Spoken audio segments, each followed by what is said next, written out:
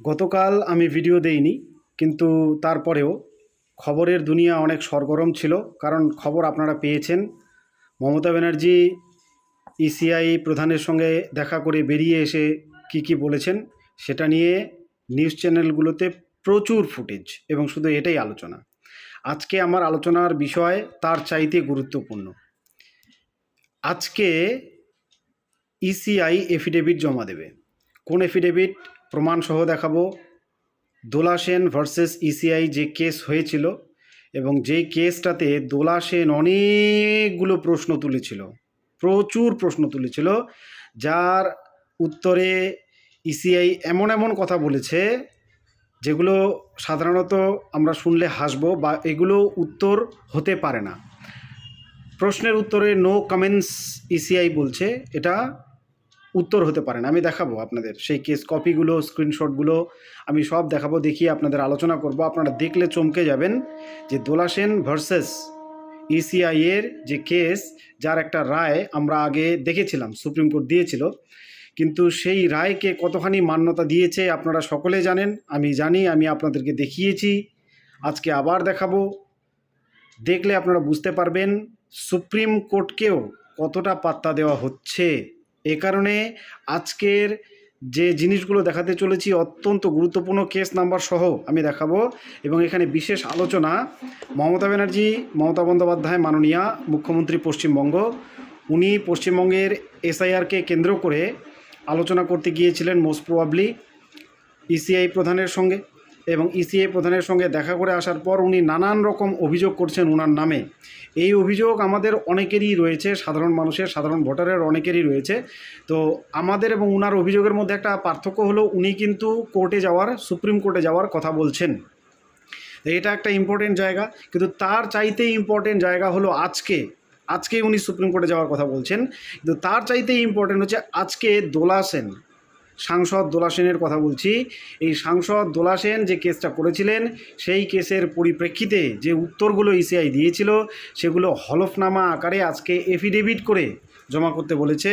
তো আজকে এফিডেভিট জমা করতে চলেছে ইসিআই সুপ্রিম কোর্টের কাছে। এ কারণেই যা দেখাতে চলেছি এটা অত্যন্ত গুরুত্বপূর্ণ। কম করে 55টি মানে 55 পয়েন্টস রয়েছে, যেগুলোর বেশিরভাগ এর উত্তরে এই যে দেখুন স্ক্রিনে আমি কিছু দেখাচ্ছি, এবং বাকিটা আমি ভিডিও করে আপনাদের শেষে আলোচনা করে বুঝিয়ে দেব। যার উত্তরে ইসিআই বলেছে নো কমেন্টস। এটা কি ধরনের কথাবার্তা? নো কমেন্টস হতে যাবে কেন?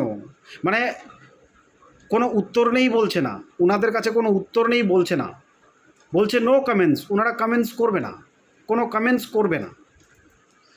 আমি বলেছি না, এসআইআর নিয়ে আমাদের কোনো আপত্তি নাই জনগণের, এসআইআর হোক, এটা একটা সাংবিধানিক প্রক্রিয়া এবং ভোটার লিস্টকে ঝাড়াই বাছাই করার প্রক্রিয়া, যেটার প্রয়োজন রয়েছে। কিন্তু জনসাধারণ এবং অনেকে, আমিও বিশেষ করে আপত্তি তুলি আমরা সেই জায়গায় যখন অভিসন্ধি সন্দেহজনক হয়। সন্দেহজনক যদি না হয়, তাহলে সুপ্রিম কোর্টের কাছে নো কমেন্টস আমাদের বলতে হচ্ছে কেন? ইসিআইকে কেন বলতে হচ্ছে? এই নিয়ে প্রমাণটা দেখুন, আমি দেখাচ্ছি ভিডিওতে, তাহলে পরে আরও স্পষ্ট বুঝব।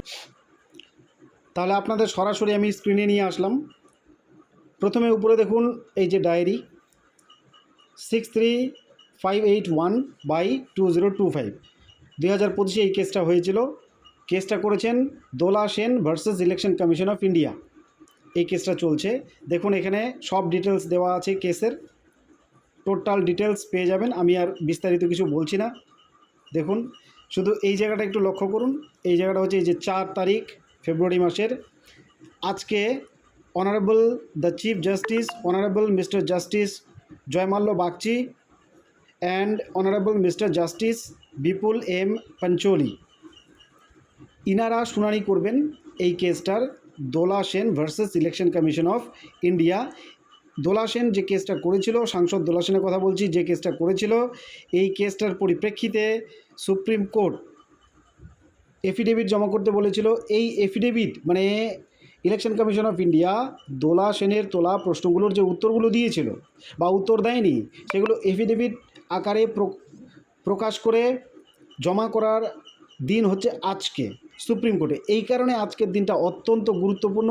যে পয়েন্টসগুলো রয়েছে, যে প্রশ্নগুলো দোলা সেন তুলেছে সেগুলোর উত্তরে কি জানাচ্ছে ইসিআই তা আজকে স্পষ্ট হবে। এ কারণে বলছি, মমতা ব্যানার্জি যে বলেছে উনি সুপ্রিম কোর্টে যাবেন, ওই কেসটার চাইতে এই কেসটাতে যে এফিডেভিটে জমা পড়তে চলেছে সেটা বেশি গুরুত্বপূর্ণ। আপনারা খবর চ্যানেলে নজর রাখবেন, কিন্তু যদিও খবর চ্যানেলে এই জিনিসটা পাবেন না।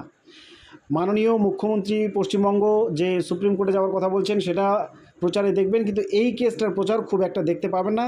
এই যে দেখুন আমি স্ক্রিনশটগুলো দেখাচ্ছি, এই স্ক্রিনশটগুলো কিন্তু আমি আমার এসআইআর অ্যান্ড সেন্সাস পেজ যে রয়েছে সেখানে আমি দিয়ে দেবো।